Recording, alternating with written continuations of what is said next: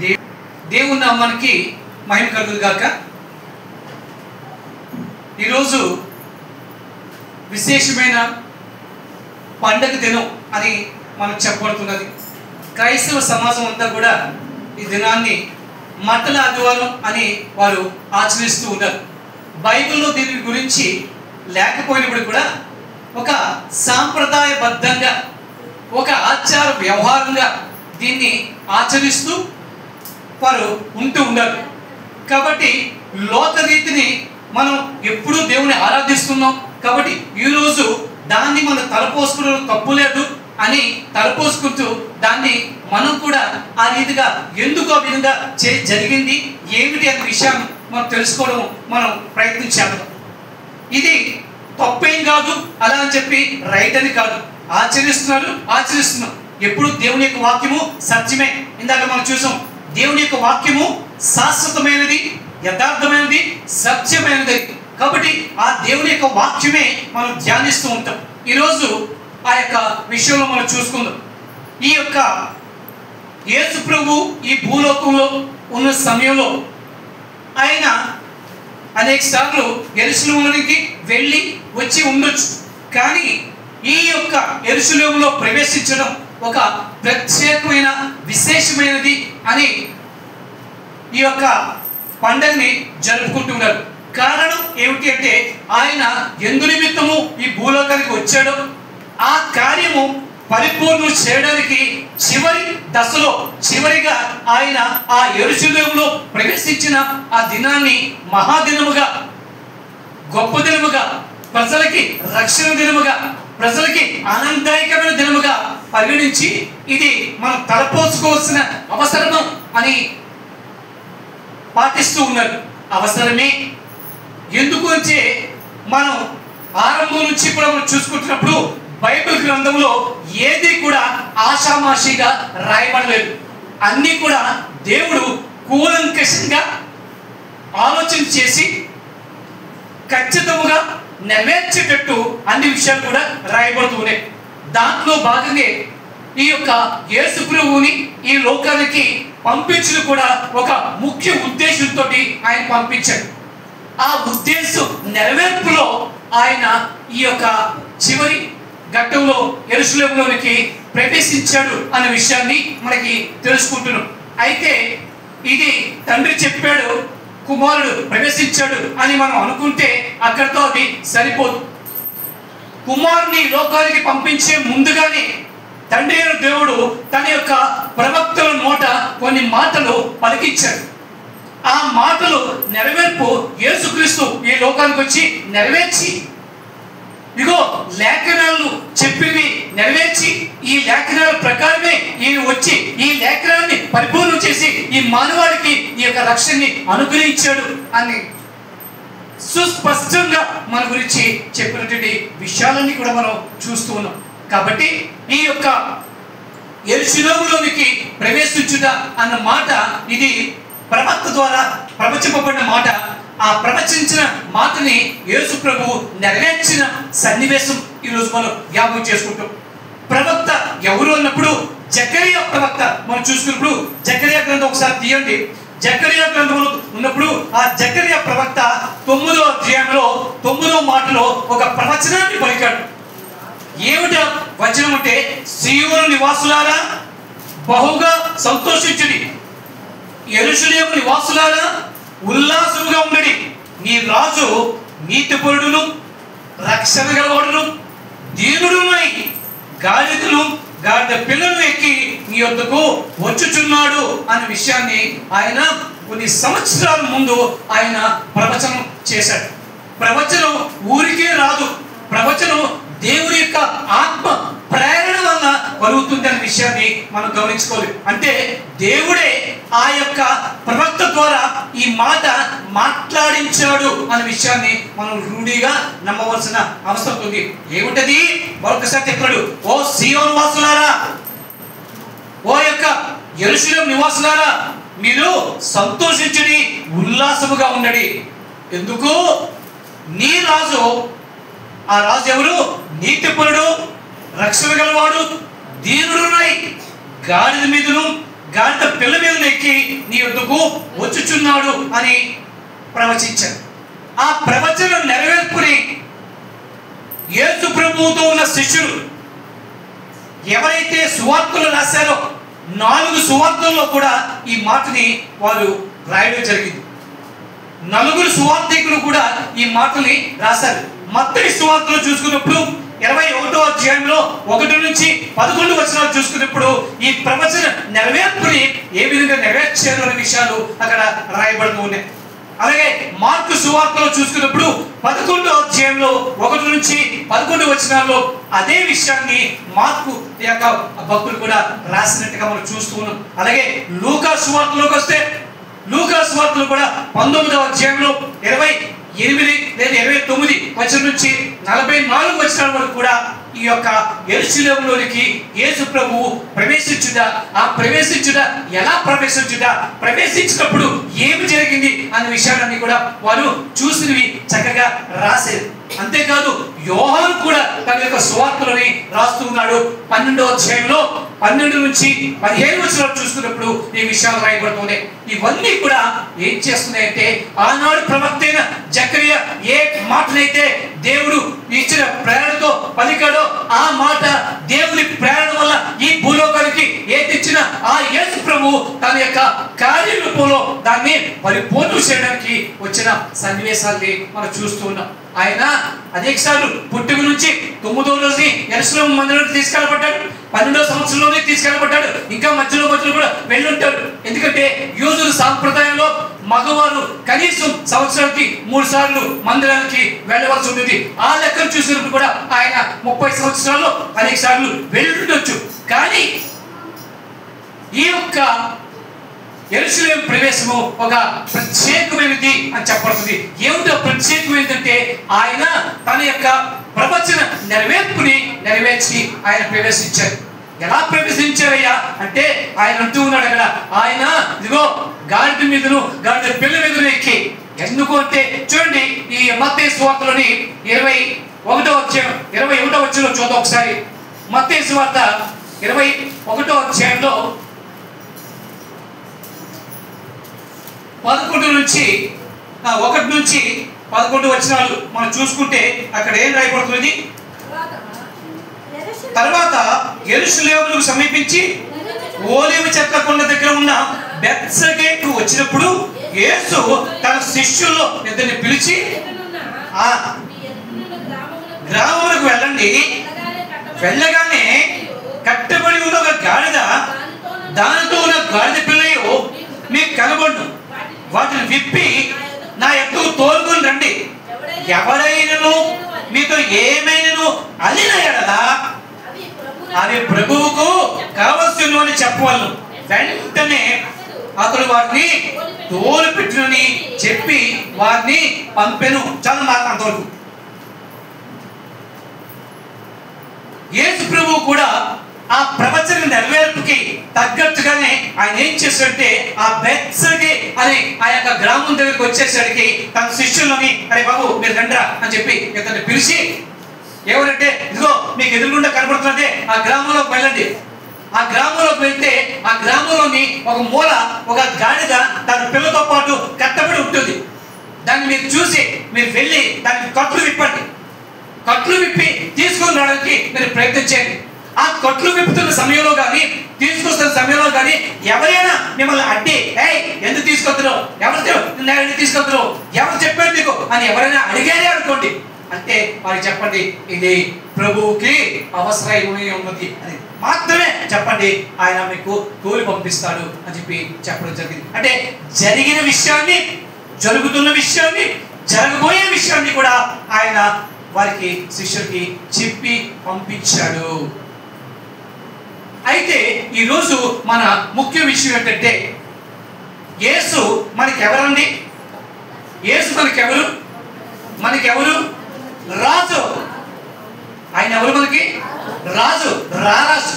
ఆయన ఎలా రాబోతున్నాడు? రాజులకు రాజుగా, రారాజుగా రాబోతున్నాడు. కాబట్టి ఆయన రాజు. అందుకే అంటాడు, సియోను కుమార్తెలారా, యెరూషలేము వాసులారా, మీ రాజు. అక్కడ ఏమన్నాడు? ఎవరు వస్తున్నారు? మీ రాజు రాజు వస్తున్నాడు అని చెప్పి అంటాడు. రాజు అంటే ఎలా ఉంటాడు? దర్పంగా, ధైర్యంగా, అట్టహాసంగా, అలంకరణతో, మంది మాగ్బలంతో అలాగే కదా ఉంటాడు. కానీ ఇక్కడ చెప్తున్నాడు నీ రాజు. ఏ రాజు? యెరూషలేముకి సియోను వారికి పోల్చబడిన ఆ రాజు. ఆ రాజు గురించి చెప్తున్నాడు. ఆ రాజు దేని మీద వస్తున్నాడు? గాడిద మీద వస్తున్నాడు. రాజులు గాడిద మీద రావడం ఏమైనా ఉందా? రాజులు దర్పం ప్రకటించి వారు గుర్రాల మీద వస్తారు, ఇంకా ఉంటే ఏనుగుల మీద వస్తారు. కానీ నీ రాజు ఆయన గాడిద మీద కూర్చొని ఆయన వస్తున్నాడు. ప్రజలందరూ కూడా ఆయన రాకను చూసి వారి వస్త్రాలు దాన్ని పరిచి స్వాగతిస్తూ ఉన్నారు. ఏమని స్వాగతిస్తున్నారు? హోసన్నా, హోసన్నా, ప్రభు వచ్చు మనకి జయమో, జయమో, జయమో.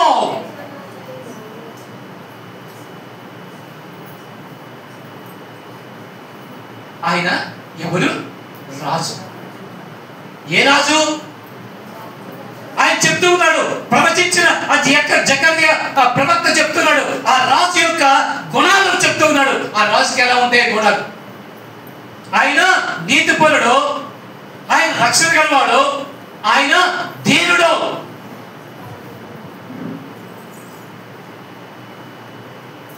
ఈ 3 లక్షణాలు మన రాజులో ఉన్నాయి. ఈ లోకంలో అనేక మంది రాజులు ప్రవర్తించారు, పాలించారు. కానీ అందరికంటే పరిపూర్ణ నీతిమంతుడు ఈయన మాత్రమే. అసలు రాజులు, పరిపాలనలు ఇవన్నీ కూడా ఎప్పుడు వచ్చాయంటే దేవుడు స్వయముగా తన ప్రజల్ని నడిపిస్తున్నప్పుడు ఆ ప్రజలు చుట్టుపక్కల వారి పరిపాలన విధానం చూసి మాకు కూడా వారి వలె ఒక రాజు కావాలి అని అడిగారు. ఆ సమయంలో చెప్తూ ఉన్నాడు, అయ్యా మిమ్మల్ని నడిపిస్తున్నది సర్వోన్నతుడైన దేవుడు, రాజుల రాజు, ప్రభువు. ఆయన పరిపాలన కాదని చెప్పి మట్టి మనుషులైనటువంటి ఈ మనుషుల పరిపాలనని ఎందుకు కోరుకుంటారు?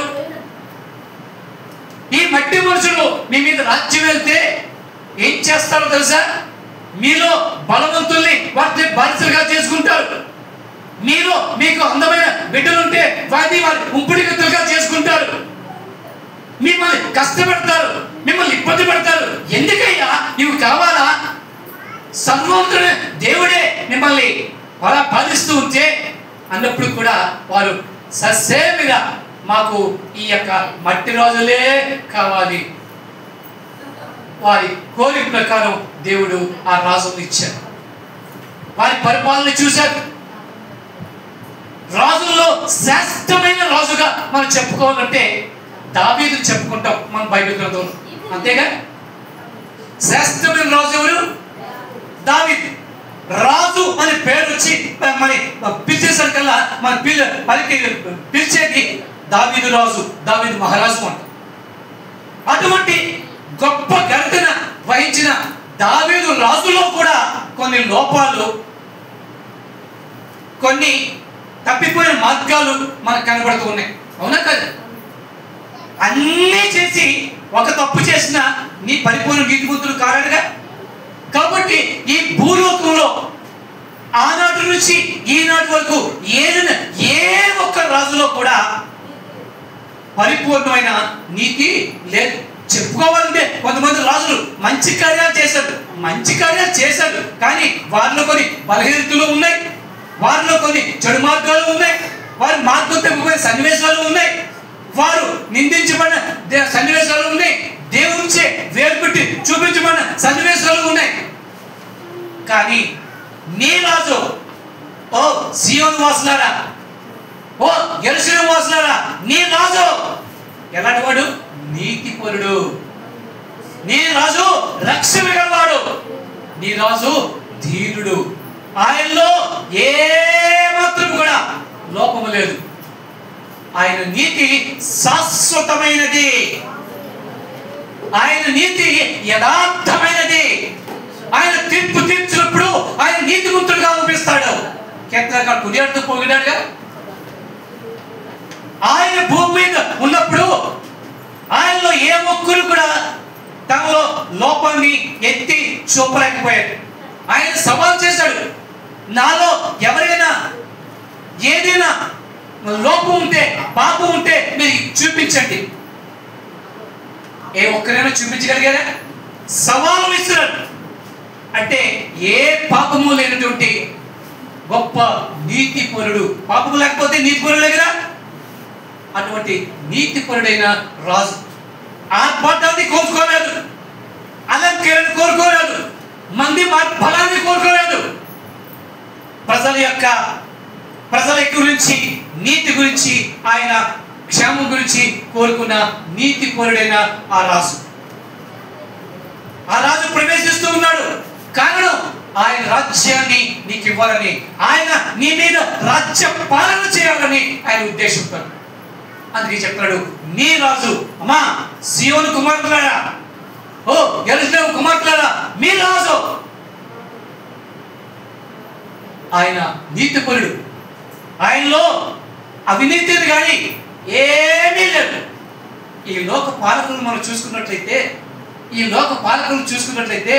వారంతా కూడా మచ్చలతో, దాగులతో, అవినీతి మరకలతో నిండిన వారి.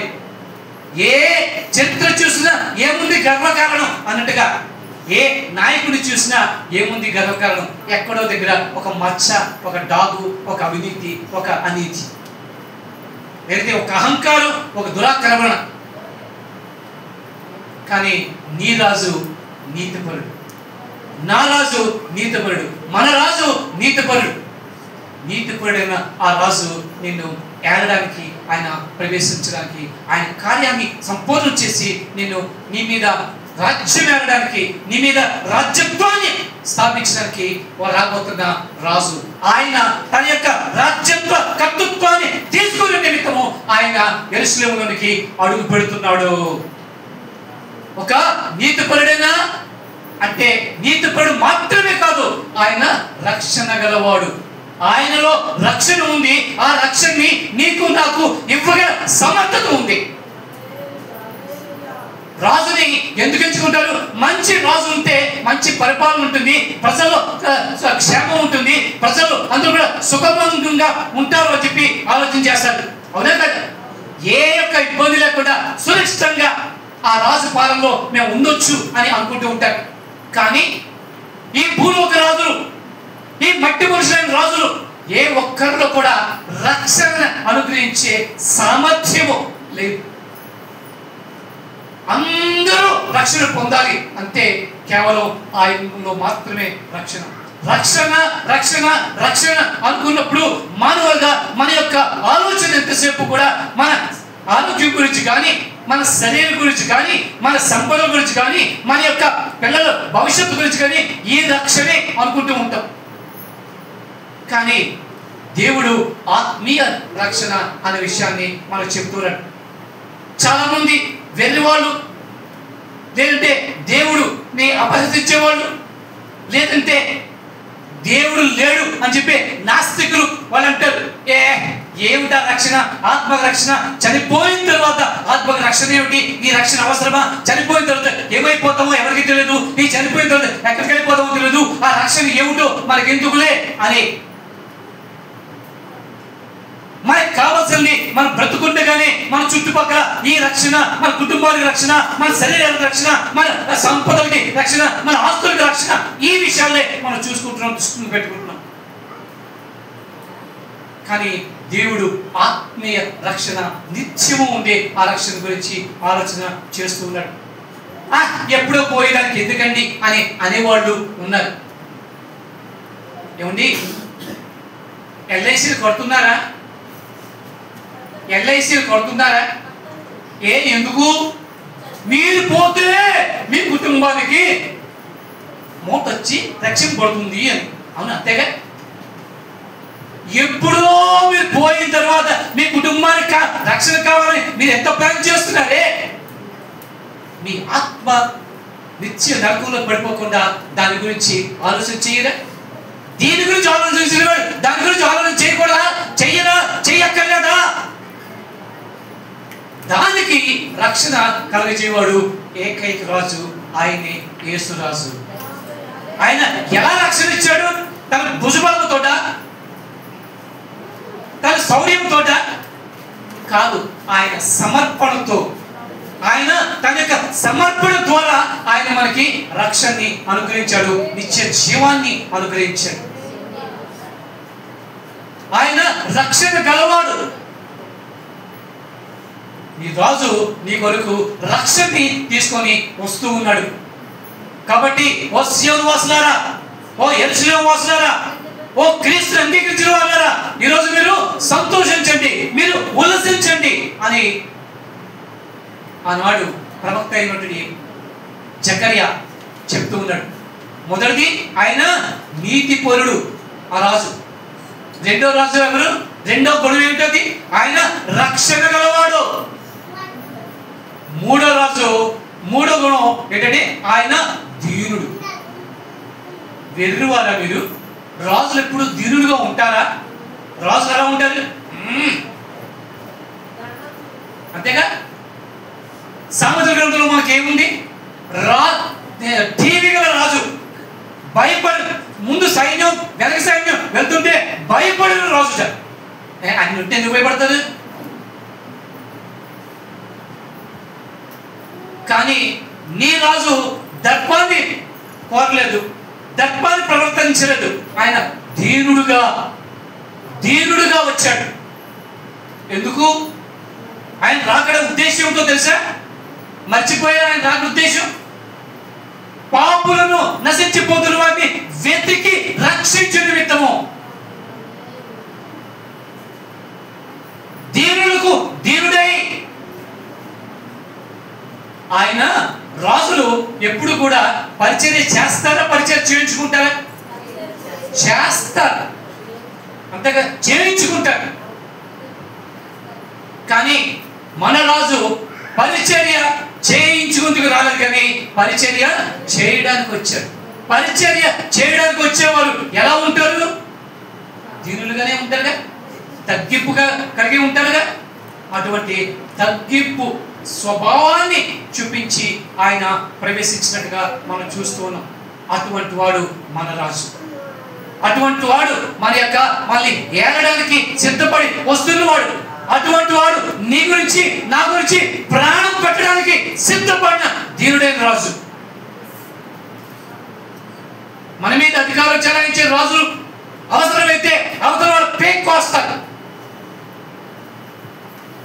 కానీ మన రాజు మన గురించి ఆయన జీవాన్నే సమర్పించిన రాజు.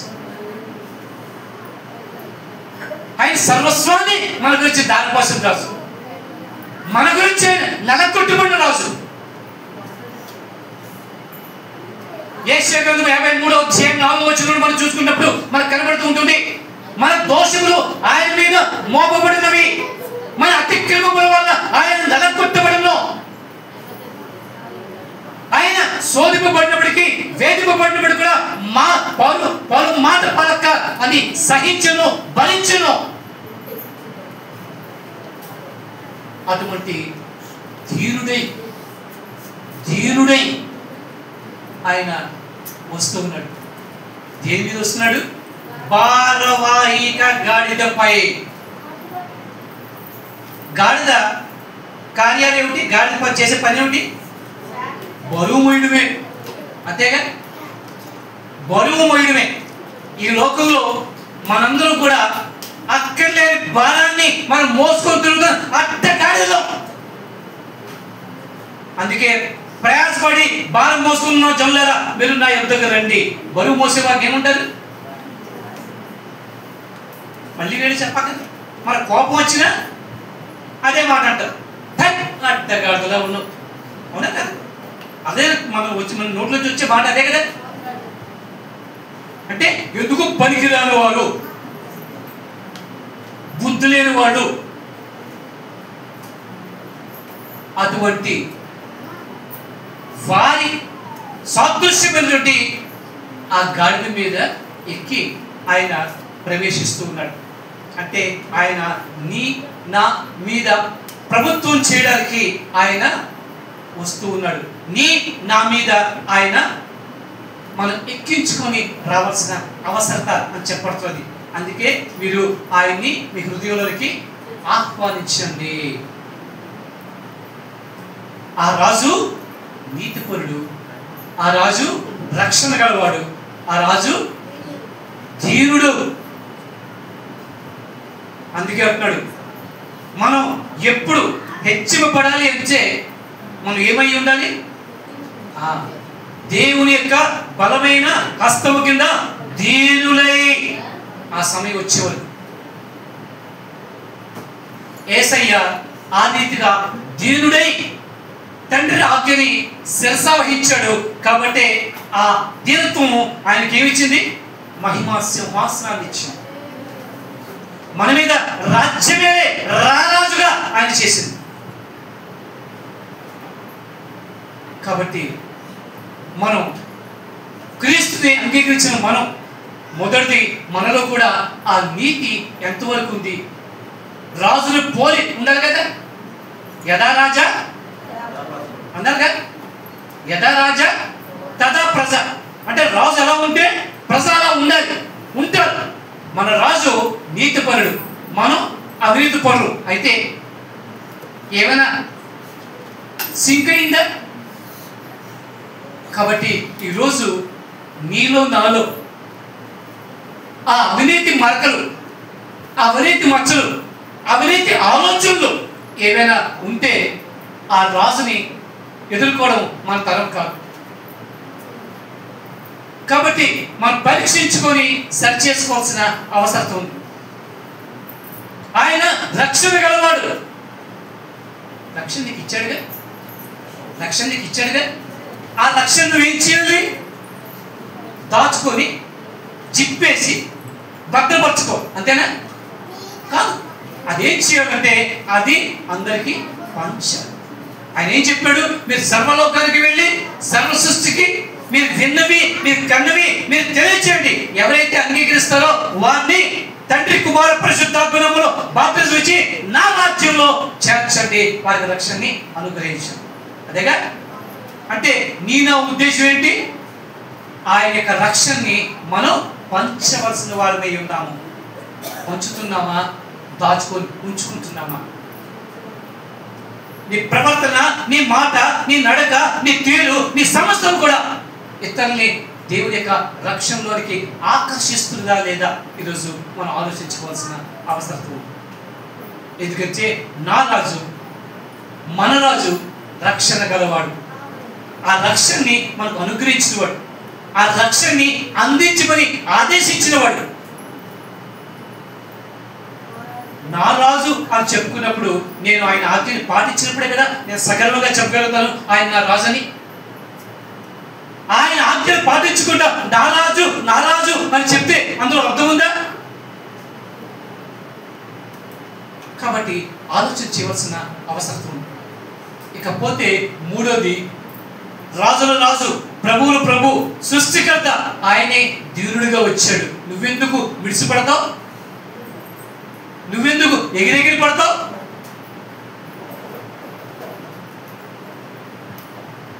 ఇంగ్లీష్లో ఒక మాట ఉంది, empty vessel gives sounds more. తెలుగులో కూడా ఆ మాట ఉంది. అంటే అలా కాకుండా వేరే అర్థంతో ఉంది, నిండుకుండా కొనకదు. అవునా? అంటే ఖాళీ పాత్రే గోల ఎక్కువ చేస్తుంది, నిండుగా ఉన్న పాత్ర గోల చెయ్యి. ఒకసారి మేము ఇగో మన సొంత లక్ష్మి వాళ్ళ ఇంటికి నేను రావునాయుడు వెళ్ళాం. కొత్తగా కట్టుకున్న ఇంట్లోకి నేను రావునాయుడు కూడా ఇది బాగుంది, ఫ్యాన్లు బాగున్నాయి, ఇది బాగున్నాయి, అది బాగున్నాయి మేము మాట్లాడుకుంటుంటే మా మాట్లాడి మాకు చెవులోకి వస్తున్నాయి. అంటే రీజన్ ఎందుకంటే ఇల్లు ఖాళీగా ఉంది, సామాన్యంలో ప్రార్థన పెట్టింది. ప్రార్థన పెట్టినప్పుడు చూస్తే ఇంట్లో బోల్డ్ సామాన్లు ఉన్నాయి. ఎంత గట్టిగా చెప్పినా కూడా అక్కడ ఏం రాలేదు సౌండ్.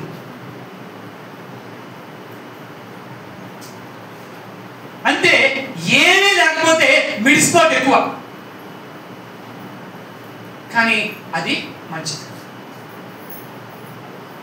నా రాజు ఆయన సమస్త సృష్టికర్త, సర్వశక్తిమంతుడు, సర్వజ్ఞాని, సర్వకృపానిధి, దీర్ఘశాంతుడు, సమస్త గుణ లక్షణాలు కలిగిన సకల గుణాభుడు.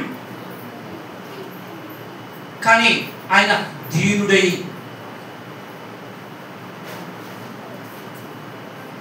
ఆయన అనుకరిస్తున్నా ఆయన పేరు గొప్పగా వాడుకుంటాడు. మనం గర్వంగా కాళ్ళు ఎగరేస్తే ఆయనకి నీకు ఏ సంబంధం? నువ్వు ఆయన రాజుగా చెప్పుకుంటే నీకేమైనా పోలికుందా? నువ్వేమైనా దానికి పాత్రుడివా? కాబట్టి దీనత్వాన్ని మనం అలవర్చుకోవాల్సిన విషయం. ఆనాడు యెరూషలేములోకి ఆయన ప్రవేశించాడు. కారణం ఏమిటి? ఆ గుణ లక్షణాలు ఏమిటి? ఎందుకు అని మనం చూస్తున్నాం, ఆలోచన చేస్తున్నాం, పండుగ చేసుకుంటున్నాం. కానీ ఆ రాజు నా రాజు, ఆయనకి నేను సంపూర్ణంగా సమర్పించుకున్నాను అని మన జీవితాన్ని మనం ఆయన సమర్పించుకొని ఆయన పేరు మనం పెట్టుకొని క్రైస్తవులుగా ఈ లోకంలో ఊరేగుతున్నామే. ఆ క్రీస్తు స్వారూప్యం కానీ, ఆ క్రీస్తు యొక్క గుణలక్షణాలు కానీ, ఆ రాజు గుణ లక్షణాలు కానీ నీలో నాలో లేకపోతే మనం 100కి 200 పాళ్ళు వేషధారులమే. ఈరోజు ఈ యొక్క మట్లాది వారి కార్యక్రమంలో ఆ యొక్క రాజు యొక్క గుణ లక్షణాలని మనం తెలుసుకొని చప్పట్లు కొట్టి సరదాగా పండుగ చేసుకోవడం కాదు. ఆ రాజు నీ రాజు అయ్యాడుగా, ఆ రాజ్యంలోకి నువ్వు ప్రవేశించావుగా, యథా రాజా తదా ప్రజ అన్నారుగా. ఆ రాజు వలె నువ్వు ఉండకపోతే నువ్వు ఆ రాజ్యానికి వారసుడు కాలేవు, ఆ రాజ్యం నాదని నువ్వు చెప్పుకోలేవు. దేవుడు అంటున్నాడు, ఇగో ఇక నుండి మిమ్మల్ని నేను నా దాసులుగా పిలవను, మిమ్మల్ని నేను నా స్నేహితులు, నా సోదరులు. ఆయన తను తగ్గించుకొని ఆయన చెప్తుంటే మనం ఏం చేస్తున్నాం? ఆ ఐక్యత, ఆ సమన్వయం అవన్నీ మనలో ఉన్నాయా? ఇప్పటికీ కులం ప్రాతిపదిక మీద, మత ప్రాతిపదిక మీద, వర్ణ ప్రాతిపదిక మీద, ఇంకా వర్గ ప్రాతిపదిక మీద వేరు పెట్టే పరిస్థితులు చాలా చోట్ల మన కళ్ళ మనకు కనబడుతూ ఉన్నాయి. క్రైస్తవులలోనే కనబడుతూ ఉన్నాయి.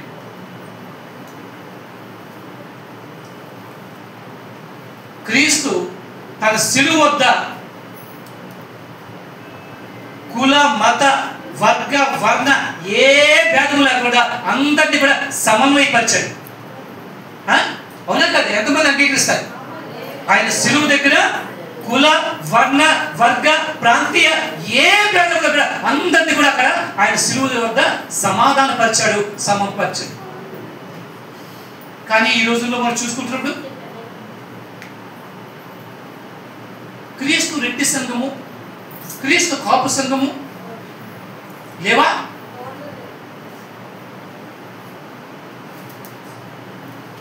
మనం ఎందుకు వేషధారులుగా ఉన్నాం? ఈ విషయాన్ని ఎందుకు మనం అర్థం చేసుకోవట్లేదు? చక్కగా భక్తిగా ఉంటారు, అన్ని చేస్తారు. పెళ్ళిళ్ళ సమయం వచ్చేసరికి మా పొలం కూడా కావాలంటే, అవునా కాదు? అవునా కాదు? దానికి అనేకమైన లాజిక్స్ చెప్తారు, నిజమే.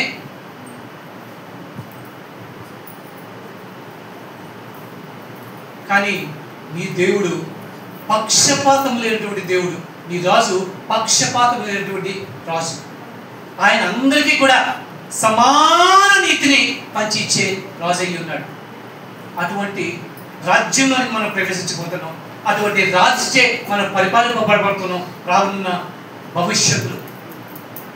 కాబట్టి ఆ రాజు మన్నలను పొందుకొని ఆ రాజ్యంలో మనం చక్కని ప్రజలుగా ఉండాలి అంటే ఆ రాజు యొక్క గుణలక్షణాలని మనం కూడా అలవర్చుకోవాల్సిన ఆవశ్యకత ఎంతైనా ఉంది.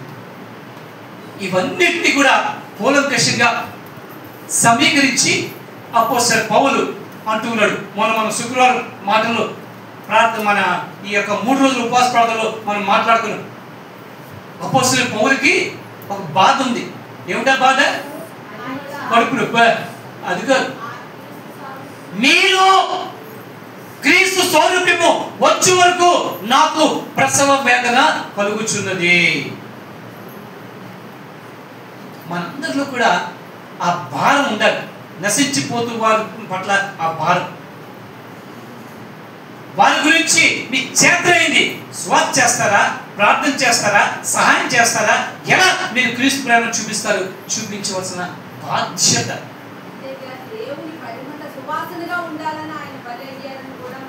అంతేకాదు, మనం అదే 2వ రోజు మన ఉపవాస ప్రాంతంలో దేవుడు యేసు ప్రభు ఎందుకు ఆయన శరీరాన్ని నల్లగొట్టుకొని కలువరి శిలువలో ఆయన రక్తాన్ని ప్రోక్షించి మన గురించి బలియాగం అయ్యాడు అని చూసుకున్నప్పుడు ఆ రోజు నేను చెప్పడం జరిగింది. ఏంటంటే నేను కాదు, అపోస్తలుడైన పౌలు రోమీయులకు రాసిన పత్రిక 5వ అధ్యాయంలో 2వ అధ్యాయంలో అంటున్నాడు, మిమ్మల్ని కాదు, మనల్ని దేవునికి పరిమళ సువాసనగా ఉంచు నిమిత్తము ఆయన తను తాను సమర్పించుకున్నాడు. మనం ఎలా ఉండాలి? మనం దేవునికి పరిమళ సువాసనగా ఉండే నిమిత్తము. అంటే ఆ రీతిగా లేకపోతే దేవుని యొక్క త్యాగానికి అర్థం ఏమైనా ఉందా? ఒక్కసారి ఆలోచించాను. వ్యక్తిగతంగా నేను ఎంతవరకు నా రాజు చేసిన ఆ కార్యానికి నేను ఎంతవరకు ఆయన్ని అనుకరిస్తున్నాను, ఆయన్ని అనుసరిస్తున్నాను, ఆయన్ని అంగీకరిస్తున్నాను, ఆయన్ని నా వాడిగా నేను ఎంతవరకు ఆపాదించుకుంటున్నాను అని ప్రశ్నించుకోవాల్సిన అవసరత ఈ చివరి దినాల్లో మనకు ఉంది. కారణం, సమయం లేదు. చుట్టుపక్కల పరిస్థితులన్నీ కూడా మనకి ఆయన రాకడ త్వరగానే ఉంది అని మళ్ళీ పురుగొల్పుతున్నది. ఇప్పటికైనా ఓ సోదరుడా, ఓ సహోదరి, ఇప్పటికైనా మనలో మార్పు రాకపోతే నష్టపోయేది మనం, దుఃఖించేది ప్రభు. మనం నష్టపోయిన పర్లేదు, నా ప్రభు, నా రాజు దుఃఖపడడానికి నీకు లేదు. ఆ రీతిగా మనం ఆయన్ని రాజుగా స్వీకరించి అంగీకరించి ఆయన రాజ్యంలో ప్రవేశించడానికి మనం ప్రయత్నించాం. అంతేగాని మట్లాది వారు అందరూ చేశారు కదా చెప్పి కొబ్బరి మాటలు ఊపేసి ఓసన్నా ఓసన్నా ఓసన్నా అని పాడేసి సంతోషంగా ఇంటికి వెళ్ళిపోయి మళ్ళీ యథావిధిగా మన పొలంలో మనం ఉండడం అది కాదు. ఈ రోజుకి రేపటికి వ్యత్యాసం మనలో స్పష్టంగా మనగా తెలుసుకోవాలి. ఇతరులు కూడా మనలో చూడగలగాలి. అప్పుడే వాక్యం నీలో అంటగట్టబడి నీరు పెట్టబడి అది ఫలిస్తూ ఉంటుంది. ఆ రీతిగా ఫలించాలని చెప్పి దేవుడు ఆశిస్తూ ఉన్నాడు. కాబట్టి ఈ యొక్క మట్లాడివారి దినాన దేవుని యొక్క గుణ లక్షణాలు మనం చూసాం. ఆయన గుణ లక్షణాలు ఏమిటి? మనం ఎక్కువ చూడలే, 3 చూసాం. ఆ 3 ఏమిటి? మొదటిది, ఆయన నువ్వు పోల్చుకో, అంతే, ఇంకేం లేదు. ఆయన రక్షణ గలవాడు, నువ్వు ఆయన దీనుడు, నువ్వు నేను నువ్వు అన్నాను అంటే మీకు ఆపాదించదా అని చెప్పి మీరు అడగవచ్చు. కాబట్టి మనం అడుగుతాం, నా రాజు, అందరూ చెప్పండి, నా రాజు నీతిపరుడు. మరి నేను ప్రశ్నించుకోండి, మరి నేను నా రాజు రక్షణ గలవాడు, మరి నేను నా రాజు దీనుడు, మరి నేను ఒక్కసారి బేరీజ్ వేసుకుంది. మన నడకని, మన మాటని, మన చేతని, మన ఆలోచనని, మన పద్ధతుల్ని, మన ఆచార వ్యవహారాల్ని మార్చుకోండి. దేవుడి మాటను దీవించి ఆశీర్వదించుగాక.